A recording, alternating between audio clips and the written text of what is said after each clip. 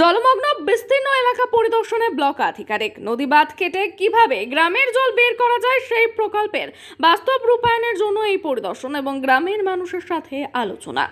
স্বরূপনগরের চারঘাট পঞ্চায়েতের বিস্তীর্ণ এলাকা বর্ষায় জল জমে রয়েছে, আর এই সমস্যা প্রতি বছরই ভোগ করতে হয় এলাকার মানুষের। মূলত গ্রামের জমা জল বেরিয়ে ইছামতি নদী এবং যমুনার খালে পড়ছে না, তাই এই সমস্যা তৈরি হয়েছে। কোন এলাকা থেকে নদী বাঁধ কেটে গ্রামের জল নদীতে নিয়ে যাওয়া যায় সেই পরিদর্শনে গেলেন স্বরূপনগরের ব্লক আধিকারিক এবং স্থানীয় পঞ্চায়েতের প্রধান মেম্বাররা।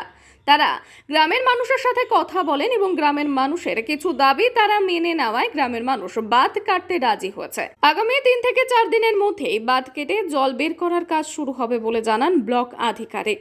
আর এই জমা জল বেরোলে এই সমস্যা থেকে রেহাই পাবেন কয়েক হাজার মানুষ। সেখানে যাই, এলাকার মানুষের সাথে কথা বলি, এলাকার মানুষকে আমরা অনুরোধ করি যে সমগ্র উত্তর 24 পরগনার স্বার্থে, বৃহত্তর স্বার্থে টিপির ওখানে বাঁধ কাটতা উচিত। আমাদের সাথে ওখানকার মানুষ ঐক্যমতে আসেন। তো আমরা বাঁধ কাটবার জন্য ওনারা 3-4 দিন টাইম চেয়েছেন।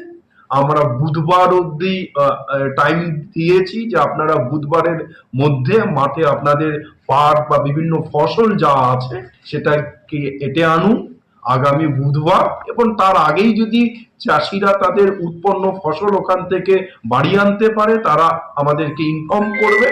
সেইভাবে আমরা যাব, বাঁধ কাটবো, সাঁকো করব, যাতে ওখানকার মানুষের কোনোরূপ সমস্যা না হয়।